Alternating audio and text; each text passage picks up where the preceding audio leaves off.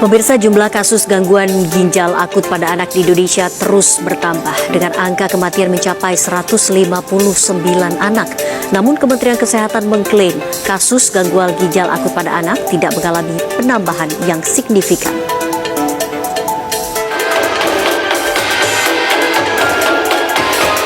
Kementerian Kesehatan melaporkan perkembangan kasus gagal ginjal akut anak di tanah air.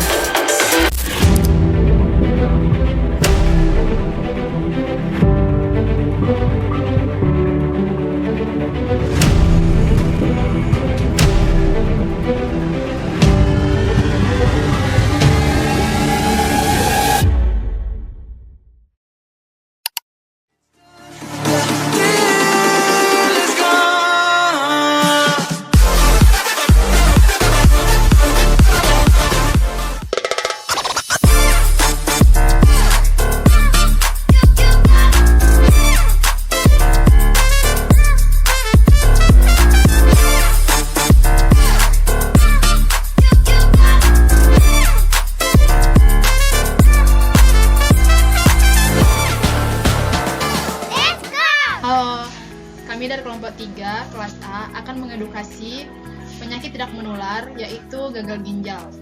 Terbelakang dari penyakit gagal ginjal. Gagal ginjal merupakan salah satu penyakit tidak menular yang belakangan ini semakin banyak ditemukan di masyarakat.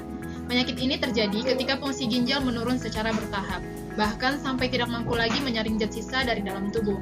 Ketika ginjal tidak bisa menjalankan fungsinya dengan baik, maka berbagai masalah kesehatan bisa muncul, mulai dari pembengkakan tubuh, sesak napas, hingga komplikasi serius yang bisa mengancam nyawa. Ginjal terbagi menjadi dua, yang pertama gagal ginjal akut.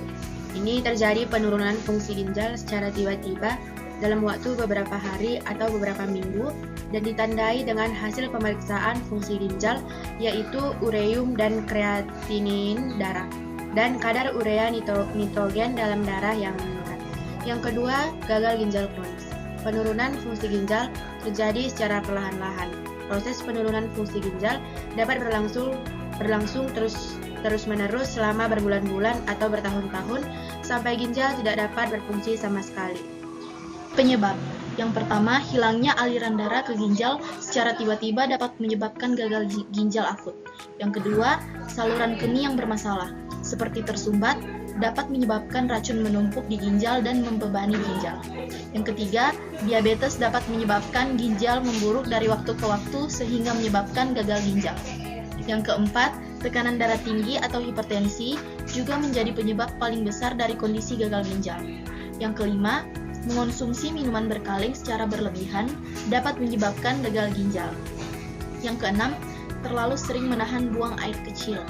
Yang ketujuh, penyakit genetik bawaan seperti penyakit ginjal polikistik, sindrom nefritis, glomerulonefritis, batul ginjal, atau infeksi ginjal berulang juga dapat memperparah penyakit ini.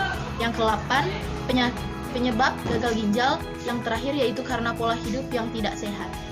Ada gejala dari penyakit gagal ginjal. Di sini ada 5. Yang pertama, jumlah urin yang dikeluarkan saat buang air kecil berkurang. Kedua, perubahan warna pada urin termasuk urin keruh atau bercampur darah dan pembengkakan pada tungkai. Yang ketiga, nyeri di punggung bagian bawah yang menjalar ke perut bawah atau selangkangan dan nyeri saat buang air kecil. Yang keempat, ada kram atau kerutan di otot, mual, muntah dan hilang nafsu makan, mudah lelah dan sesak napas. Dan yang terakhir, mengalami mudah lelah, sesak napas, kulit terasa gatal tanpa sebab, tekanan darah meningkat, dan anemia. Berikutnya ada faktor resiko dari penyakit gagal ginjal. Yang pertama yaitu hipertensi, yang kedua diabetes mellitus, yang ketiga obesitas, yang keempat usia lanjut atau lansia, yang kelima riwayat dari keluarga, yang keenam dari kebiasaan kita merokok, yang ketujuh yaitu penyakit jantung dan pembuluh darah, dan yang terakhir yaitu konsumsi obat pereda nyeri atau NSAID secara berlebihan atau jangka panjang. Selanjutnya, infeksi saluran kemih berulang, riwayat penyakit ginjal sebelumnya, minim aktivitas fisik, paparan zat kimia berbahaya, misalnya logam berat atau pestisida, pola makan tinggi garam dan lemak jenuh, dan yang terakhir kurangnya konsumsi air putih. Selanjutnya ada pencegahan. Yang pertama, ubah pola hidup menjadi lebih sehat. Kebiasaan dan rutinitas yang sehat dapat memperlambat seberapa cepat ginjal kehilangan kemampuan fungsionalnya. Yang kedua, minum obat sesuai petunjuk pemakaian.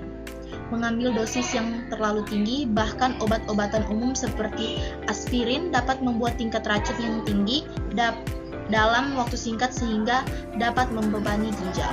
Yang ketiga, buatlah pilihan diet yang sehat seperti membatasi makanan tinggi, protein, dan sodium. Yang keempat, jaga tingkat tekanan darah Anda dalam kisaran normal. Yang kelima, jika Anda menderita diabetes, pastikan untuk menjaga kadar gula darah agar tetap terkendali. Yang terakhir, pastikan untuk selalu memantau fungsi ginjal. Penanganan ada 4. Yang pertama, terapi cairan dengan mendukung kebutuhan cairan harian yang diberikan melalui cairan infus, di mana untuk kasus gagal ginjal akut akibat dehidrasi berat maupun melakukan transfusi darah untuk kasus pendarahan hebat. Yang kedua, ada peresepan obat khusus, di mana untuk mengembalikan keseimbangan kadar elektrolit maupun untuk mengeluarkan kelebihan cairan di dalam tubuh. Yang ketiga, ada menyesuaikan pola makan yang sehat untuk ginjal, yakni dengan membatasi asupan nutrisi tertentu seperti garam dan kalium. Dan yang keempat, cuci darah hanya akan dilakukan pada kasus gagal ginjal akut yang menyebabkan kerusakan ginjal parah, di mana dengan tujuan untuk mengeluarkan zat-zat yang beracun dari dalam tubuh. Yang terakhir adalah kesimpulan, di mana ginjal yang sehat adalah kunci hidup yang berkualitas.